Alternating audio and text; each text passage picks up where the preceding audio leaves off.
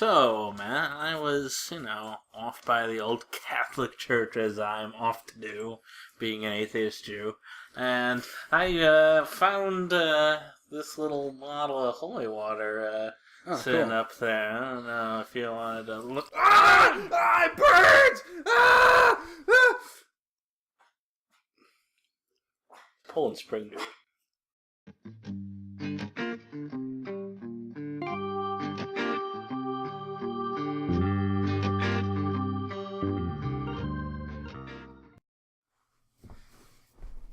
Hi, and welcome to Neckbeard Nation. I'm Buck, this is Matt, and today we are going to talk about holy shit! Specifically, things that are given a religious connotation. As we like to do on this program, every now and then, I will have my goblet of pop. Matt will have his hat of the day, and we will begin with a chronology. How about that? Religion, when it started about 300,000 years ago. Wait, but the Earth is only 6,000 years old. Well, that would make it 50 Earths ago. Okay. Yeah. When first religions call them religions is a bit strong, but the first religious practices got underway. The first religious rites were things like burials. And burials often had things in them called grave goods. And that's stuff like when the Egyptian pharaohs had various artifacts placed in their pyramids with them, or when, say, a knight would have gold coins in his sepulcher. It would be akin to this grave goods idea. The terracotta armies in China also serves the same idea. And these were often either something someone needed in the afterlife, or a sign that the society didn't really recognize the stage of death in terms of the life process. Because this lasted all the way up through Neanderthal times. So it's not even really humans that were taking part in this sort of thing. Yeah, I mean, I think elephants have, elephant graveyards and stuff like that. Sure. Yeah, elephants definitely know when there is a past member of their elephant family. One of the few species to recognize that. Yeah. And so, we come from that very, very basic idea of death commemoration into the idea that objects such as the grave goods, such as the body, such as the tomb marker, were a very important part of people linking with various spiritual entities. You go from that to stuff like idols. And idols were real big throughout the earliest parts of human history. You go to Mesopotamia, and you go to, Northeast Africa, those sorts of areas, Arabia, and there was a lot of idols being worshipped, and, that practice went on through... So I wonder, were the idols, do you know, were they depictions of gods, or were they believed to house spirits? Because I know some cultures think that they actually house the spirits or something. Yeah, you have some of both. You have some of that totemism cultures, where you have spirits inside of the idols, but you also just have it in sort of the Greek and Roman sense, where they're representative, or ancient Egyptian sense, and you pray to them, symbolizing your prayer to specific gods. And so, we come from that sort of background. Also at this time, around the beginning of humanity, in many cultures around the world, there was a practice of rubbing red earth, and this was called ochre, it's a pigment. Hello, kitty. And this pigment would be rubbed all over everywhere. There are caves that are just filled with this stuff, and it would symbolize the religious aspect of their lives. We don't always know what this stuff was used for. But, so did they draw pictures with it or anything? Or there certainly is some of that, but a lot of it has to do with just covering it over oneself. Mm-hmm. Because a lot of the early cavemen in their cave paintings did have religious imagery of either hybrid human aliens, basically. Yes, aliens. When the ancient aliens came, as we detailed in our earlier episode. So, yeah, there's a very long, storied history of that leads up to our modern practices to do with holy shit. Speaking of holy shit, there's something on Matt's head. Yep. I don't know if you guys can see it, but I got a hat on. Tis a Yamaka. And yeah, I got it at a bar mitzvah I was hanging out at the other day. Right. I go to them all the time. Yeah, being a former Christian atheist, you go at bar mitzvahs, and I, former Jew atheist, I'm always at Catholic churches. So yeah, it really, holy water. Yeah, it's kind of a weird lives we have here. Yeah. So the yarmulke in Jewish religion has to do with one always submitting oneself to God through prayer. And so... Yeah, I was going to say that. I know that, too. Yes. Yeah, I know all about it. Yeah. Yeah, Matt knows all the things that I say. He's just, quiet. We actually were just talking about this the other day, about all of my weird Jew shit, including that. And it's pretty cool to learn about it. Like, I love little, I don't know, memes, I guess, that all these religions create. It's pretty we got a lot of tchotchkes. I don't know what that word means, but... Oh, tchotchkes, just little stuff. Oh, like a gree or like a... Yeah, okay. Whatever. Yes, so, there's that. There's the talus, which is... basically often looks like an Israeli flag draped around one's shoulder, used at synagogue during prayer to show your Jewish identity. At the bottom of the talus, it looks sort of like frayed cords, like you'd see at the end of a rug. And these are called tzitzit, and they use these during prayer. They twiddle them. Twiddle. Yeah. Various ways. They diddle their teetsies. Yes. Yes, I have diddled my tzitzis.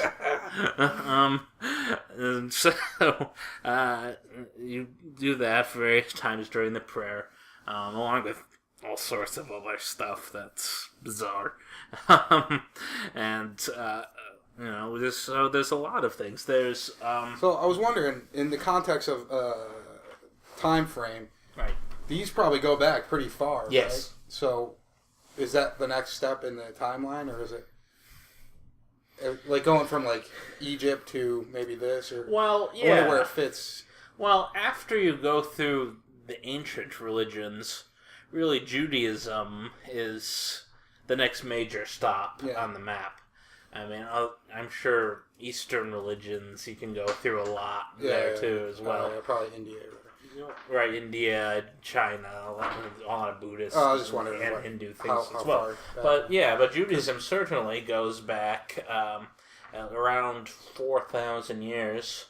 Because when we were talking, you were saying some of the things they do are from a newer sect, like where the beard things were kind of newer. Having the little curly cues there on the side is kind of newer. Wearing the all black with their big top hats, the Hasidim wear. That's newer. Oh, okay. Yeah. So it's not all just pure tradition, because Judaism in America is, progressing rapidly, but that's another show, as Alton Brown likes to say. We have while praying, Yamaka, the Talus, the Tzitzi, and of course there is in front of the congregation the Bima, which contains the Torah in it. Is that the giant book you were telling me about? Yeah, the giant rolly book eating. Is that the one where they walk around with it and you touch it with your prayer book? Yeah. See, I know all about this stuff, man. Yeah, he remembers. So yeah, he was telling me about this big book, and they go up and down the aisles, or around the aisles, and as it goes by, you're supposed to touch your prayer book to it, I guess. And you kiss your prayer book. Oh, then you kiss it, okay. Just like if you drop your Yamaka on the ground you pick up, you have to kiss it. Yeah. Fun stuff. That's great. Also, there's also the tefillins that we were talking about. Remember those boxes? Oh, yeah. That have the little prayer scrolls Yeah, in them? these little black boxes, and sometimes they put them on their head, and does it got a string attached to it where they tie it around? I never knew what was in the box, but he told me the other day that they put prayers in it. Yeah. I'm not sure what the context of that is, but... Does it like transplant your mental power through it? There is an old verse. Thou shalt bind them on the doorposts on the house and upon the gates, referring to the tefillin that go on the doors. And that is just an extension of it, the one that goes on your head. So is it like the gate into your head it's supposed to symbolize or something? Or? No, it's just another place to put prayers. Oh, okay. Really. It's not all that much to okay. it. Okay. I think we've spent an inordinate amount of time in Judaism, considering there's not too many of us. So what I like to get to on this is something you know more about. Did you ever take the Cracker O Christ?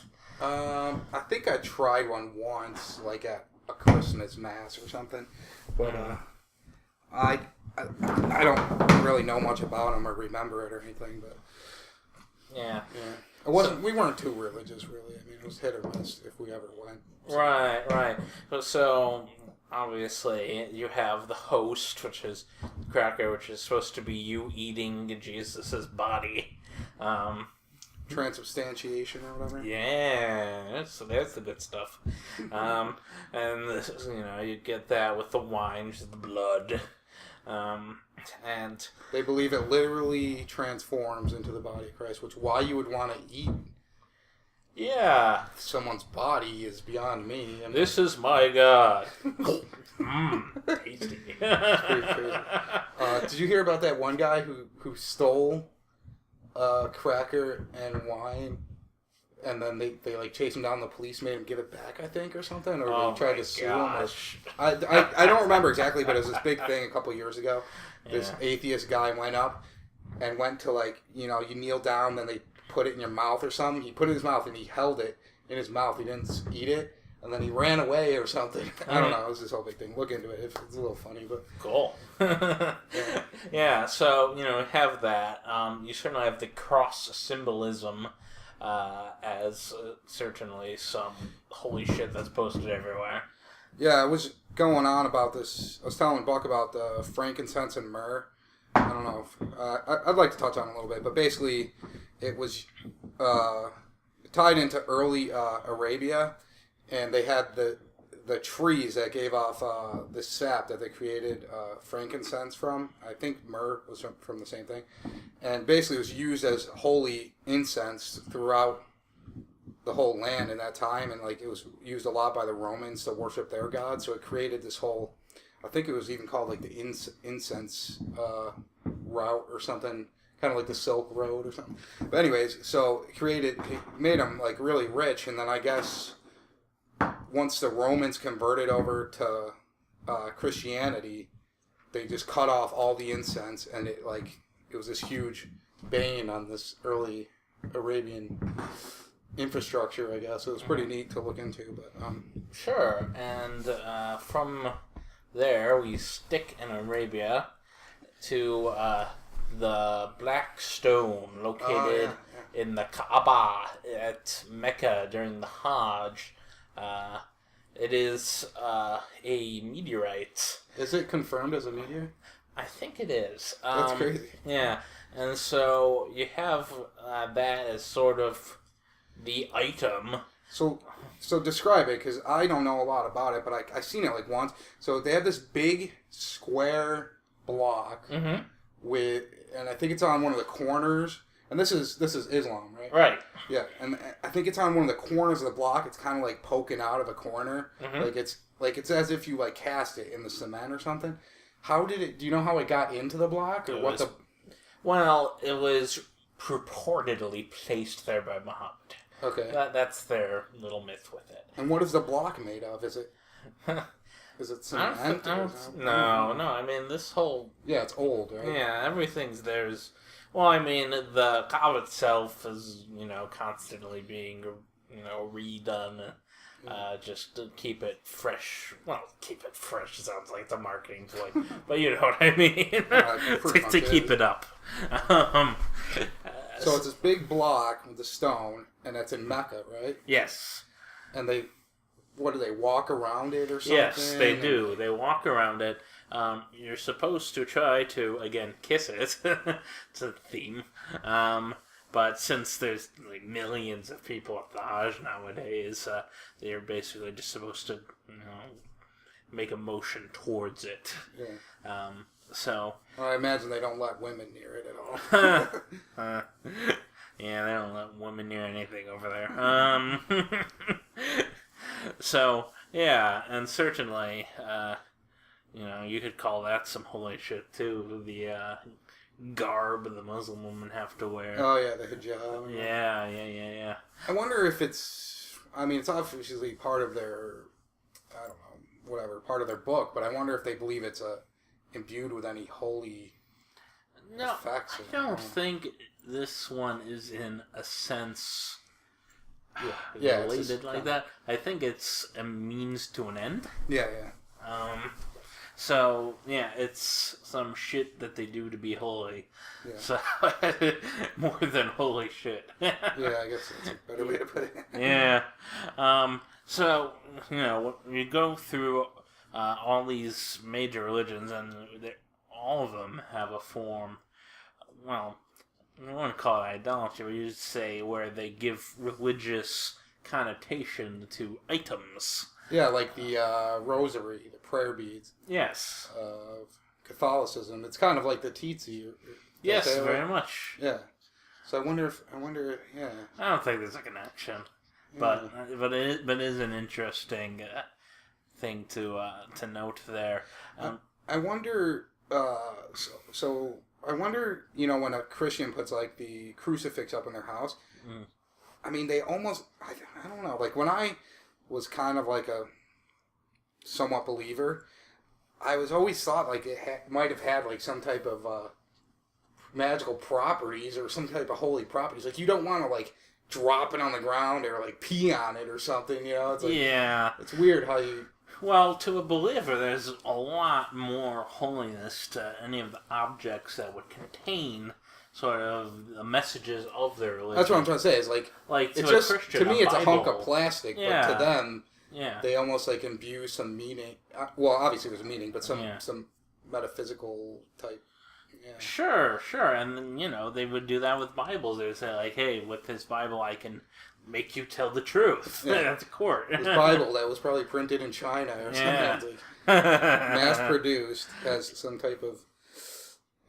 Yeah, and so you get things like that come from this old school notion of, this holy properties being imbued into items, and you carry the sacred talisman with you. Well, it goes into, like, the Shroud of Turin. It's like, okay, if obviously isn't something that Jesus died in, but if it was, what type of properties would even be imbued? Like, I don't get what they're, like, think's gonna happen. Like, if you touch it, you're gonna get rich. I mean, I know they don't think that, but I'm like, I wonder what they think the mechanism is for these things to, like, act in the physical world, or what properties they have. Right, it's weird. It's like... Well, I guess healing would be one, probably, right? It's like, well, Jesus touched this, and he was holy, so he obviously rubbed off on this. What rubbed off? Yeah. Skin cells, the holy dandruff. So, that's our exploration of holy shit. I hope that you've enjoyed all of the weird crap that's around out there that's being used in the name of religions.